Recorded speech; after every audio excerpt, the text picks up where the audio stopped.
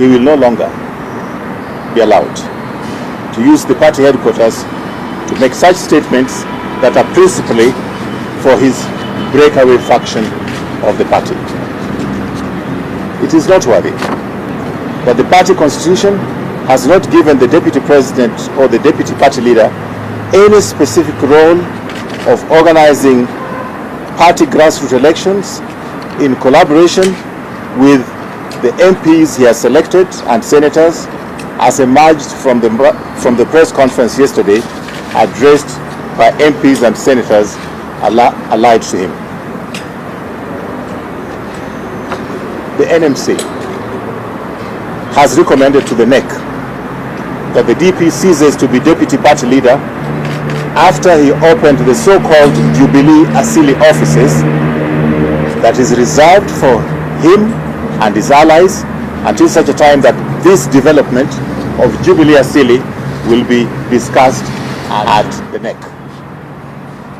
And finally, we are committed to uniting this country, even as we seek to build and strengthen this party. And as we have said before, this country is more important than even this party. We pledge our support and loyalty to President Uhuru Kenyatta until the end of his term. And we will not countenance any attempted power grab as was witnessed yesterday. The executive director of the Azimio Presidential Secretariat, Rafael Tuju, has sensationally claimed that Deputy President William Ruto was actually paid to support the candidature of President Uhuru Kenyatta in 2013. Now, the man who made those claims is right here in studio with me. Those are very damning allegations, sir. What did you mean by he was paid, by whom and how much? Well, these are demands for payment which he didn't only make on TNA that time, but he made them on ODM previously. So there's nothing new about that. So how much, who made the payments? Well, a lot of people who supported President Uhuru went out of their way to collect this money and to make Ruto come on board. Do we know how much? Well, you know, for a man who says 7 billion is only, your guess is as good as mine, but it was in billions. It was in the billions? Yes. And that's nothing surprising. I mean, we have a very senior politician from Western Kenya who asked Right Honorable Raila Odinga for 900 million before he could give him support. It's almost in the public domain. So that is the currency of some of these politicians, and Ruto is one of them. Tell me something. This payment was in return for what? Well, they would clothe it in various ways, like I need that money so that I can go and convince my community or I can convince my constituency. But it was colossal amounts of money. It was like the upfront payment. Then the final payment is through grabbing certain ministries, making sure that finance, making sure that agriculture, making sure that infrastructure. If he didn't have the minister, he had the permanent secretaries, and then he went on a looting spree. The question everybody would be asking right now, the obvious question is, why come out now and tell us this? It is 12 days to an election, and Kenyans need to know the truth. And the truth, once again, is William Ruto was paid to support Uhuru Kenyatta. Yes, and I don't know why he thinks that the people from central Mount Kenya area owe him anything, because he was paid off. It was conditional on him receiving this money in advance, and after that, getting certain key ministries, which is okay if he ran them properly, but he made sure that he was in a looting spree, that's all.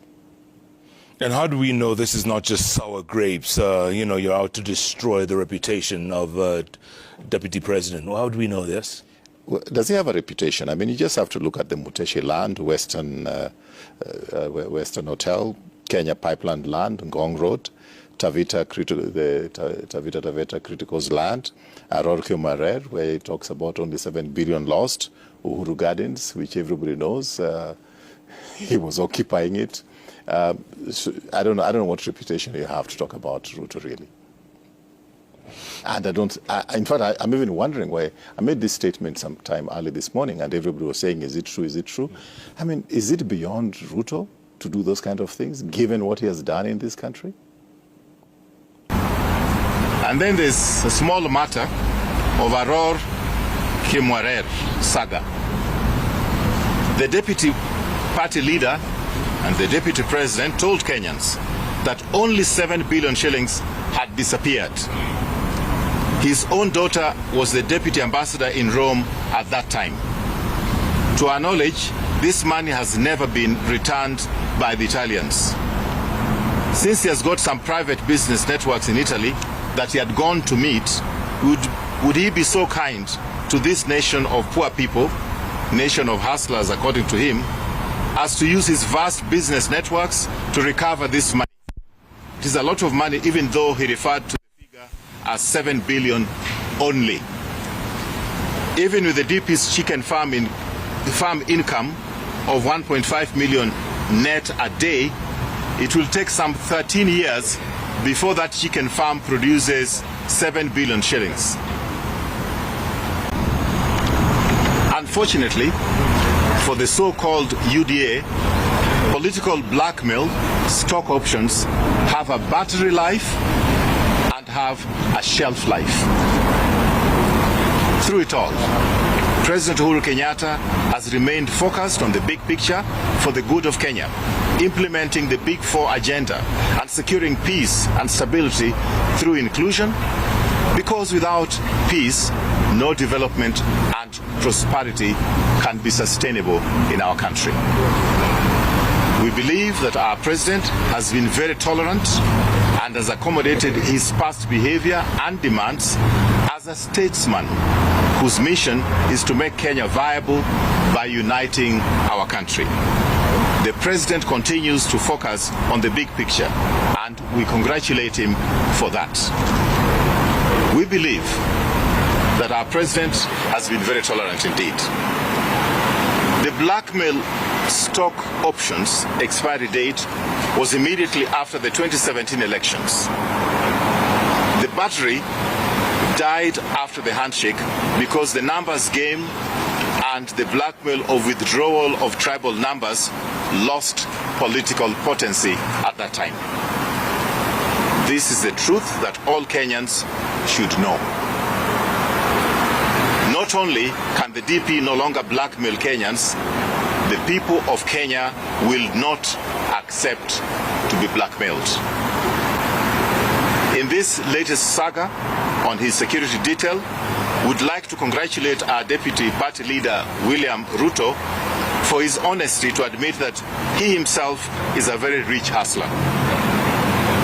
Mgala muue lakini haki yake mpe, as the Swahili people would say.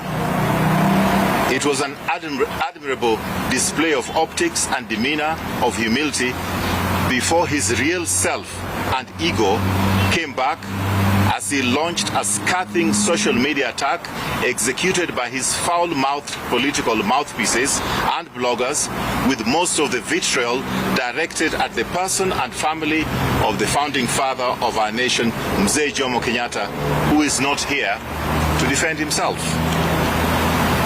As a party, we are sending the Deputy President William Ruto a public message that we will not countenance his venturing into crossing this line of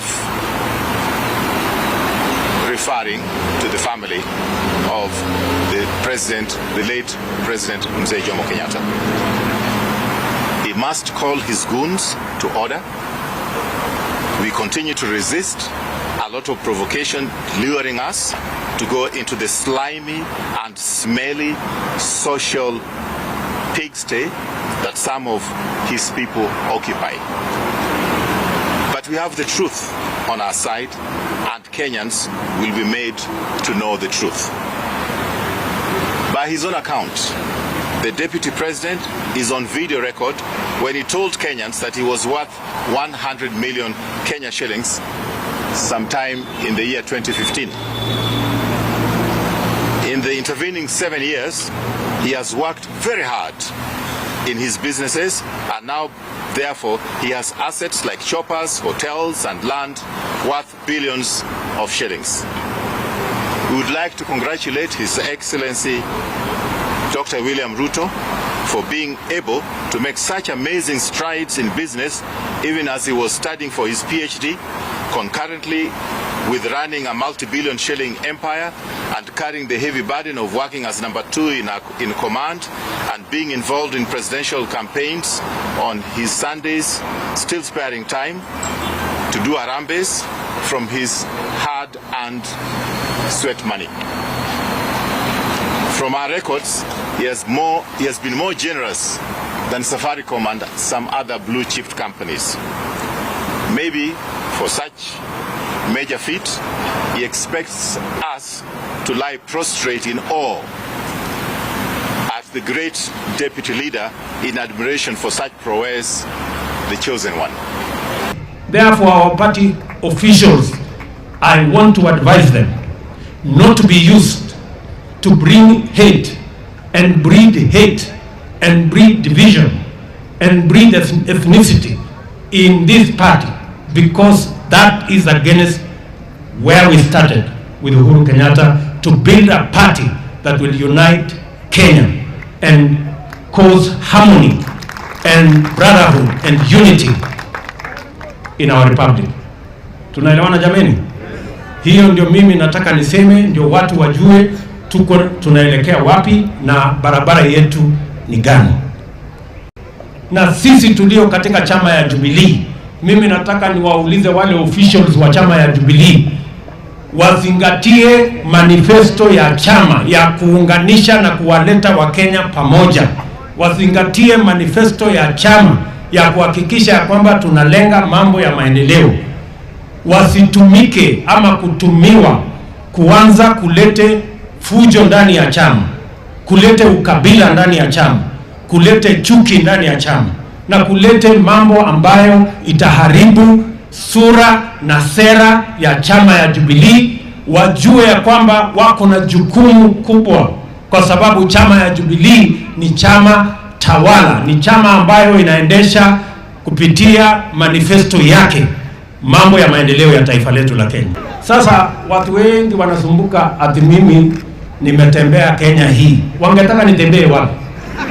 Wangetaka niende wapi? Na siku ya kwenda mbinguni haijafika. Kama ingekuwa imefika siku ya kwenda mbinguni, ningekuwa nimejipanga kwenda mbinguni pia. Hata hiyo kwenda mbinguni nimejipanga pia kwenda mbinguni. Lakini for the time being, kwa sababu Yesu hajarudi, mimi nitatembea Kenya hii, kwa sababu wa Kenya wamenipatia nafasi nimsaidie Uhuru Kenyatta kama rais wa Kenya, mimi nikiwa naibu yake, kuhakikisha ya kwamba yale tuliwaambia wa Kenya tutafanya, ya barabara na maji na stima na kusomesha watoto wetu, inatimia. Na mheshimiwa rais mwenyewe amesema nifanye kazi hiyo kwa sababu ni kazi ya kikatiba. So wale wanazumbuka, my friends, tafadhali nawaomba kwa heshima kubwa na kwa unyenyekevu, fanyeni kazi yenu. Nyinyi mwache nifanye yangu. Wananchi hawa wataamua ama ni aje. Na kama kuna mtu analalamika nimefanya kazi yake, akuje anieleze ni kazi gani hiyo nilifanya ambayo ni yake, mimi nitawachana na hiyo.